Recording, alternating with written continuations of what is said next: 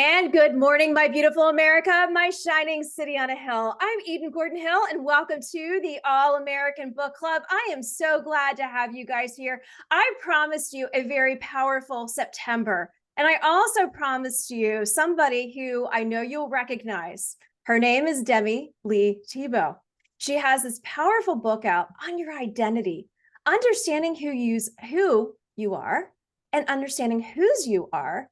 And she talks a lot about the public square and what we can do for women, empowering women. And she also brings her entrepreneurial skills, the fact that she was Miss Universe, Miss South Africa, and also the wife to Tim Tebow. But most importantly, she's a child of God. I would love for you guys to please help me welcome Demi Tebow and A Crown That Lasts. Demi, welcome to the show. Eden, thank you for having me. What a sweet introduction. Thank you so much. I'm like, can I bottle that and just take it with me? Or just if I need a pep talk, I can just play that little recording real quick. Thank Oh, my you so much for pleasure. Well, having you'll me. get to have this recording. We're also on YouTube and they'll get to see it and you can share this. But you know what? And I can rewatch it. That's You perfect. can rewatch it. It's such a joy to have you. And, your team said, give us some pre-interview questions. But as I was reading your book, they sent me over your book and I just sat there and thought, there's so many different things I'd love to ask you about. But one thing that really stood out to me, and this was, I believe, on the YouVersion Bible app, is does God cancel us? And when he cancels plans. And you talk about your sister and you talk about canceled plans. I want to start there because that really hit me this morning. And I would love for you to share that story.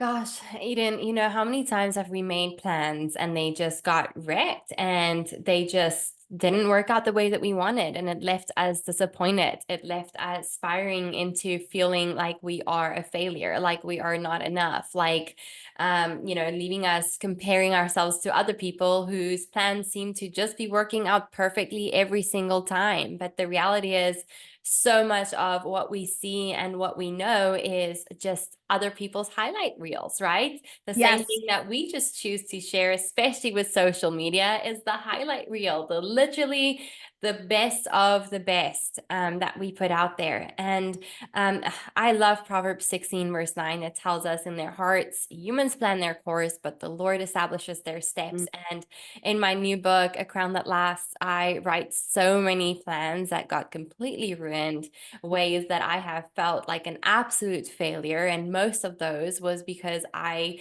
relied on my own confidence, and confidence broken down just means to have full trust. So I basically had full trust in my own capabilities, and I know that those plans and those capabilities are limited, but I get to trust in a God whose is unlimited, a love that is unlimited, and a perfect plan and purpose that he has for my life. And I know that that plan and purpose is always better than mine. Absolutely. Well, I want to talk about your brand new book, A Crown That Lasts. I've seen you all over the news cycles, and you can tell your story has resonated with so many different people, so many powerful people in the media industry. And I can't help but think that you probably convicted them, you probably humbled them, you probably also inspired them. What was the inspiration behind writing the book? And, for those who haven't picked up the book yet, I read the opening and I started chuckling. The airport scene, I'm like, how many times have we been there? But I didn't go to the extent of having 40 magazines. So I would love for you to share that inspiration of really what helped you dive into doing this book. Yeah, the book title was really inspired. A Crown That Lasts was inspired by a crown that I wore that did not last. And my subtitle is You Are Not Your Label. And Eden, that reminds me of the labels that we would like to wear that we might not have received yet, and maybe the labels that we've been given that we don't want to wear, or maybe even the labels that we liked wearing but that fell away. Me becoming Miss Universe, the first woman of my country in 39 years to wear the title, was a label that I loved wearing. It was a fun label. I even liked them tagging my bags as Miss Universe. That was a fun label. And the moment that crown got taken back that I had to, hand it over to the very rightful next worthy winner was a moment of, oh my goodness, what now? Where to next? And maybe people listening can't relate to having worn a sparkly Miss Universe crown, but perhaps you can relate to having rooted your worth and value and identity in something that was temporary. For me, it was quite literally a crown that I had to give back, but maybe it was that corner office. Maybe it was that community that you just had to move away from suddenly. Maybe it was that accolade accomplishment, or, I know college started just now, and so many parents are Right. shipping their kids off to college for the first time ever. And they might be feeling like that, having that empty nester syndrome and thinking, oh my goodness, what's next? My purpose of the last 18 years is driving themselves to college and packing their own lunch boxes. What now? Right. For me, I personally had to realize that if I continue to root my identity in my life circumstances that Mhm. are always changing, Mhm. that is never fixed, that's not always trustworthy, I'm going to continually face a roller coaster of emotions, a roller coaster of feeling like my identity is shaken Mhm. when my life circumstances change. And I had to realize, well, Demi, if you want to have a stable identity for the rest of your life, you're going to have to figure out where to root that in. And Mhm. for me, that wasn't just in one thing, it was in four things. It was in something, or maybe someone rather, that is fixed, that's never Right. changing, that is Right. always trustworthy, and that Mhm. is bigger than myself. And for me, that's not just four things, that's actually one person that makes up all of those things, Mhm. and his name is Jesus. And I get to root that identity in who he says I am. That Mhm. is way bigger and better than any worldly accolade could ever give me worth or value. Mhm. I I'm gonna repeat that and I'm gonna use that as a clip. And here's why I'm saying that. All of my years of government service, all of my years of being the candidate, or being the communications director, or being the veteran spouse, or being this or being that, we get so drawn into identities. And like you said, kids are being shipped off to college. Life changes all the time. Nothing is guaranteed except our value in Christ. Mm-hmm. And even this country is in an identity crisis in many senses. And I sit there and say, hey, America, who are you really focused on? Mm-hmm. Are you focused on God, or are you focused on something else other than that? Yeah. And I want, that inspiration that you're bringing the Bible to life for people. You are making it real life for people. You were not just writing a book, but you were making it where people can tangibly apply their very next steps, Mm-hmm. is their identity and understanding their identity in Christ. Mm-hmm. Can you break down the book? I loved how you have it outlined, but you make it tangible for no matter what area, how Mm-hmm. old you are in life, to be able to say, okay, I'm going to dig in here. Mm-hmm. I'm going to focus on this. Can you talk about how you designed your book? Yeah, thank you so much for asking me that, because that was something that I'd done with so much intentionality. That was something that was so important to me. I didn't want this book to just be a book of my life stories and experiences, but I truly, my hope and prayer for this book is for it to be applicable to my readers' lives, to make it personal to their own stories. We all have different experiences and life stories, but I think or I hope that there's little bits and pieces that my readers can see in their own lives through my life stories. And by no means is this book a perfect roadmap to success, happiness, or purpose, but I hope that this book allows my readers to go and find their God-given purpose, Mhm. if they haven't already, or maybe to deepen that Mhm. purpose, to find and believe their true worth and value. Because it's one thing to just know, hey, I'm worthy, but it's a whole nother thing to really believe that. And I write actually a whole chapter about how I knew I had worth, I knew I had value because the Bible told me so, but it was a whole nother story to actually believe that and to trust that. And that was a long journey, something that I actually only found after my Miss Universe journey, which might be surprising to some. And the last thing would be for my readers readers to go and walk in that God-given purpose and that worth with the utmost confidence every single day. Mhm. I broke this book down into 4 main sections: dig, plant, grow, and flourish. And I divided, 2 or 3 chapters into each of those sections. And the reason I did that was I wanted to be able for my readers to go and with me dig deep, untangle the roots of their identity that might be rooted in the wrong things. It might be rooted in temporary things. I think of like a old dead tree stump here in our yard that Tim and I were dreading to uproot. And when I wrote this book, I'm like, I wrote a section on dig. We're gonna go dig up this section. You can actually go and watch it. I think it's on my website.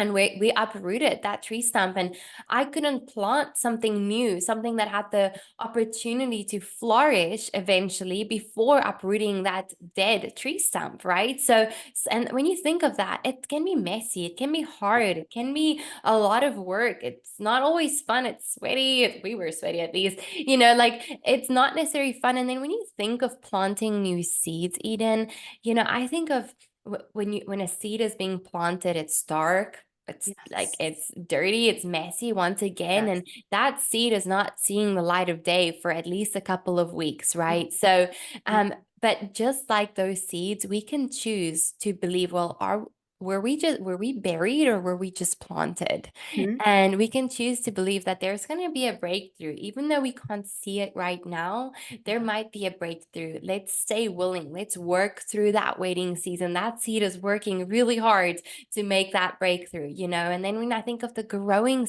phase in our life, it's there's still work to be done.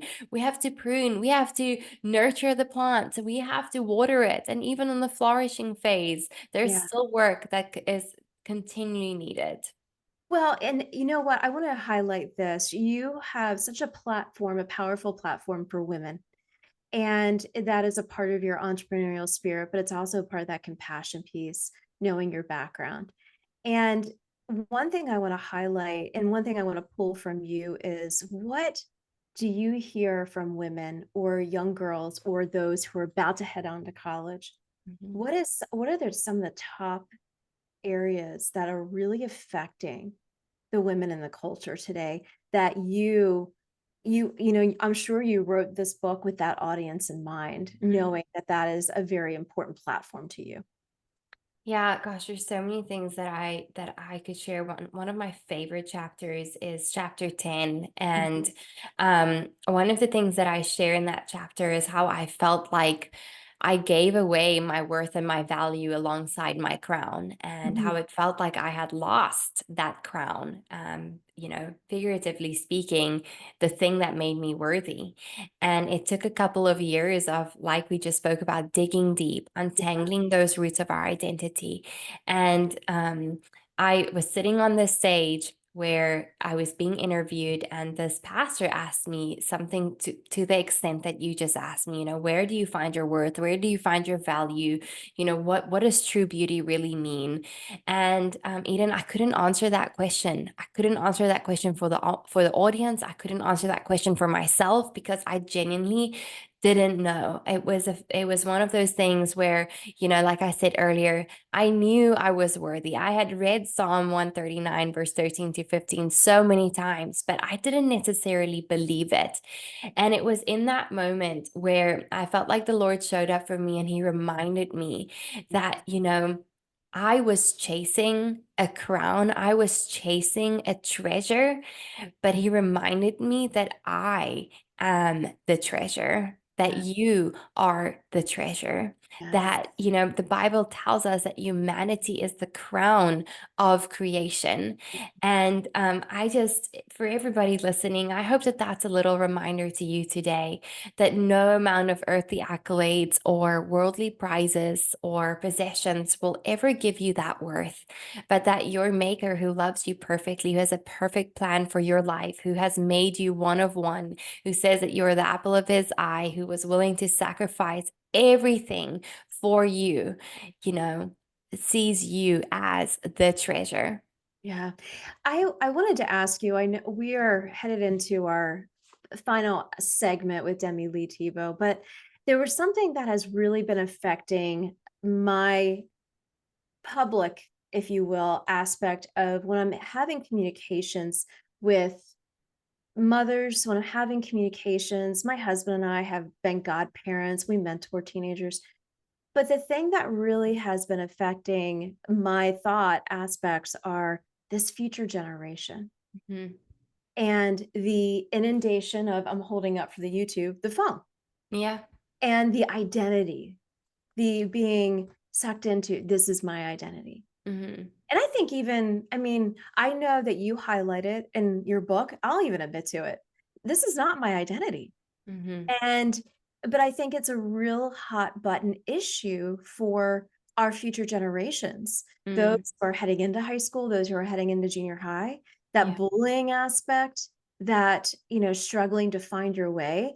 And Mhm. what have you found in writing this book for that those future generations? What would be a word of advice that I mean, because their minds are still developing, they're still Mhm. trying to unfold what's next for them and Yeah. whose they are, whether Yeah. they wanna believe it or not, and what they're hearing at school, what they're hearing at home. Yeah. I believe that our worldview is formed by age like 13, 12, 13, 14, Mhm. approximately.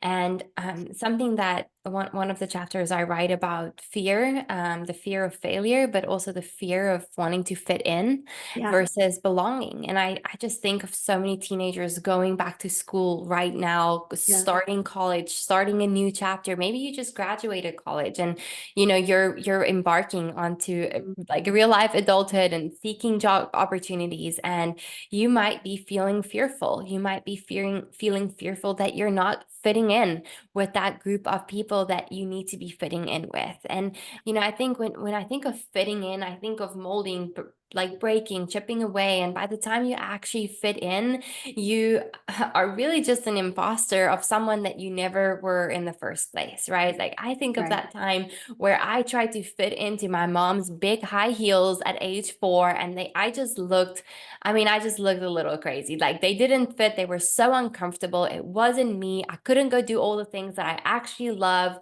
I couldn't go play in the dirt and the mud with it. I couldn't, because I actually apparently like doing that with my Barbie dolls.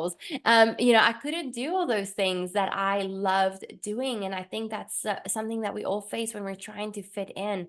But I Mhm. just want to remind everybody listening, especially to our younger generation, Yes. when you think of belonging, that is a place where we get to be our true authentic self. And Tim Keller said it so well: to belong is to be fully known and fully loved. And Yes. I would just encourage you, don't try to fit in, try to Mhm. belong. And the place that you belong is with a group of people that love you, that Mm. have your best interests at heart, and that truly care for you, that's Mhm. gonna want the best for you. And they're not just gonna say, hey, I know you and I love you, but they're also gonna help you right and point Mhm. you back to the truth every single time. Mm. And I have a small group of people that I call my pit crew. Yeah. And so I would encourage you to go and find your pit crew of people that can point you back to the truth, that can point you back to how much you are loved by your maker, the Mhm. perfect plan and purpose that he has for your life. Every single time that you plant weeds of doubt in your life, they're going to help you uproot those and plant Yeah. new seeds of truth every single time. I think when I went through a really hard season in my life, a waiting season per se, that felt like a wasted season, I Yeah. didn't have that core pit crew of people in my life, and I so wish I did. Yes. Well, I completely 110% agree with you. And the pit crew, the tribe, your people finding, I've been going through the Jenny Allen Finding Your People book as I well. love that. And it's and knowing that you have that core group of women coming alongside of you, that Mhm. are behind you, that are in front of you, that are going to lift you up. Yeah. And there's nothing like having that.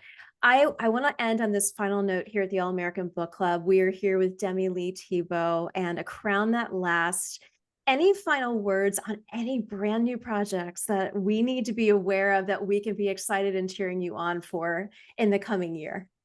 Oh man, right now, A Crown That Lasts is my first ever book, and I am so proud of this book, this project, the message behind it, and my hope and my goal and my prayer for this book is for it truly to be impactful and meaningful in my readers' lives. So that is such a big part of my focus, and I think after this book launch, I might just go and take a nap with my puppies and have like a big bowl of ice cream or something. So that sounds really fun right now.